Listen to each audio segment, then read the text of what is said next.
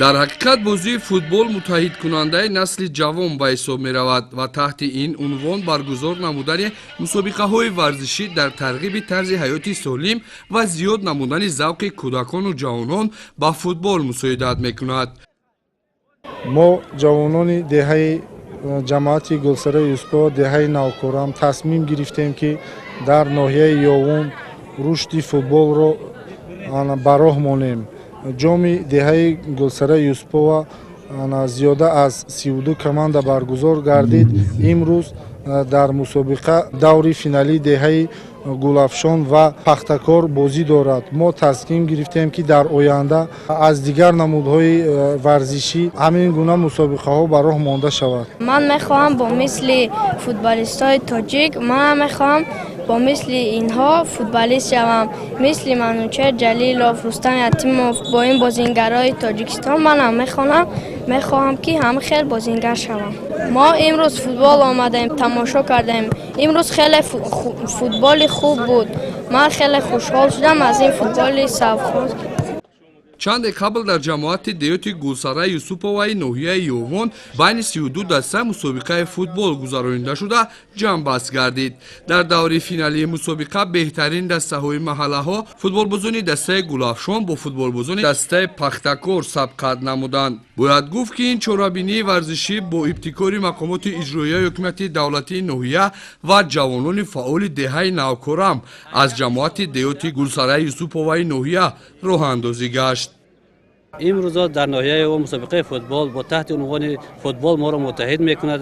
дар тамоми ҷамоати деҳоти ноҳияи ёвон баргузор шудааст ки мо тасмим гирифтем ки то рӯзи 25 май ки бо ташаббуси президенти федератсияи футболи Тоҷикистон муҳтарам Рустами Эмомалӣ ҷаҳонӣ шудааст, то 25 май чунин мусобиқаро байни деҳо маҳаллаҳо баргузор карда ҷамъбастия шуд дар рӯзи ҷаҳонии футбол баргузор кунем.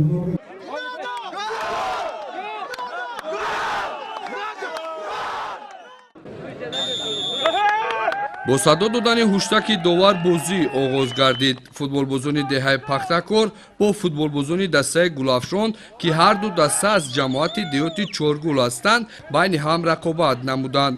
бояд гуфт ки бо ибтикори мақомоти иҷроияи ҳукумати давлатӣ ва муассисаи давлатии мактаби варзишӣ то таҷлили арзанда аз рӯзи ҷаҳонии футбол дар ҳамаи деҳаву маҳаллаҳои ноҳия чунин мусобиқаҳо гузаронида мешавад.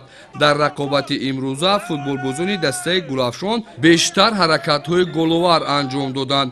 боиси зикр аст ки футболбозони дастаи гулафшон зери мураббигии Содиқи Мирзо дар ҳамаи мусобиқаҳо иштироки фаъолона доранд ва бештар пирӯз мегарданд. футболбозони дастаи пахтакор низ ба ин мусобиқа бо омодагии хуб ҳозир гашта сафи ҳимоятгаронро пурқувват сохтанд. ҳарду қисми бозӣ бо талошҳои головари ҷонибҳо ба анҷом расид.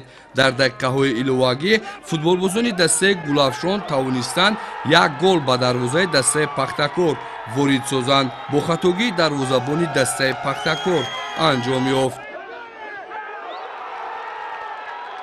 дар расми ҷоизасупории роҳбарияти мақомоти иҷроияи ҳукумати давлатии ноҳия ва раёсати кор бо ҷавонон ва варзиш ширкат ва суханронӣ намуданд. гуфта шуд ки пазируфта шудани ташаббуси президенти ассотсиатсияи футболи осиёи марказӣ президенти федератсияи футболи Тоҷикистон муҳтарам Рустами Эмомалӣ бо қабули қадномаи махсуси Созмони Миллати Муттаҳид ва эълон гаштани рӯзи ҷаҳонии футбол боиси рӯҳбаландии ҳаводорону мухлисони ин бозии варзишӣ гардида дар ҳар як шаҳру ноҳия дастаҳои футбол аз қабл дида бештар ба ин бозӣ пайвастанд. чун анъана ба беҳтарин бозингарон ва собиқадорони футболи маҳаллаи навкорам тӯҳфаҳо супорида шуд. ба ҷои дуюми мусобиқа медалҳои нуқрагӣ ва тӯҳфаи пулӣ тақдим гардид.